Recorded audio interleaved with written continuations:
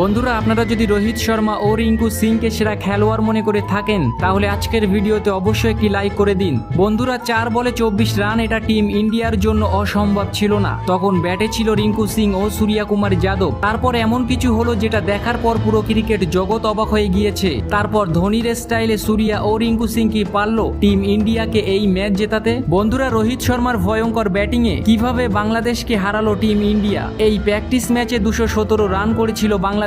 Team India কি আদেও জিততে পেরেছে এই ম্যাচ? কি এমন হলো এই ম্যাচে যার কারণে পুরো ক্রিকেট জগৎ অবাক হয়ে গিয়েছে?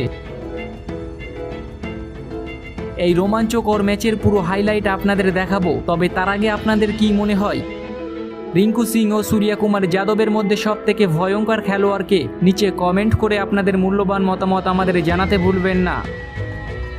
বাংলাদেশ দলের হয়ে ওপেনিং করতে আসেন লিটন কুমার দাস। আজকের ম্যাচে অসাধারণ ইনিংস খেলেছিল। মাত্র 29 বলে নিজের অর্ধশত পূরণ করে নেন তিনি। আজকের ম্যাচে আশদীপ সিং ও জসপ্রীত বুমরা অসাধারণ বল করে। তারা দুজন 4টি উইকেট নিয়ে বাংলাদেশ দলের কোমর ভেঙে দেয়। একটা সময় দেখে মনে হচ্ছিল তারা 120 রানও করতে পারবে না, কিন্তু তখন দলের হাল ধরেছিল বাংলাদেশ দলের সেরা টি-20 খেলোয়াড় সাকিব আল হাসান। আজকের ম্যাচে তিনি অসাধারণ ইনিংস খেলেছিল। তিনি মাত্র 30 বলে নিজের অর্ধশত রান পূরণ করে নেন। আজকের ম্যাচে তিনি অপরাজিত থেকে 44 বলে 71 রানের দুর্দান্ত ইনিংস খেলে যান। তারই জন্য এই ম্যাচে বাংলাদেশ দল 216 রান করেছিল। টিম ইন্ডিয়ার হয়ে সব থেকে বেশি উইকেট শিকার করেছিল জসপ্রীত বুমরা। এই ম্যাচটি জেতার জন্য টিম ইন্ডিয়াকে করতে হবে 217 রান। এই রান তাড়া করতে মাঠে নামেন ক্যাপ্টেন রোহিত শর্মা ও যশস্বী জয়সওয়াল। রোহিত শর্মা প্রথম বলে লম্বা একটি ছক্কা হাঁকিয়ে খাতা খোলেন। এই দুজন খেলোয়াড় মিলে পাওয়ার প্লের মধ্যে 60 রানের দুর্দান্ত পার্টনারশিপ গড়ে ফেলেছিল। কিন্তু বাংলাদেশ দলের হয়ে আজ কামাল করে দিয়েছিল সাকিব আল হাসান। বল করতে এসে পরস্পর 2টি উইকেট শিকার করে নেন তিনি।